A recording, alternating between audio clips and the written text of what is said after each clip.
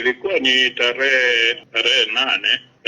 Mwadhiri anaitwa Melkisedek Tunzi Kaijagi. Huyu ni mwadhiri msaidizi ndaki ya sayansi ya jamii chuo kikuu cha UDOM.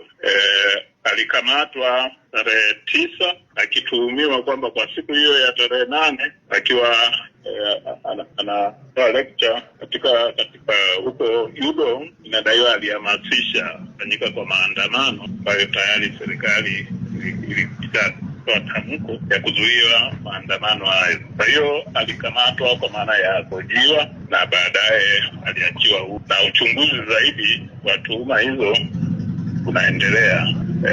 Kwa sasa anaendelea na shughuli zake kama kawaida.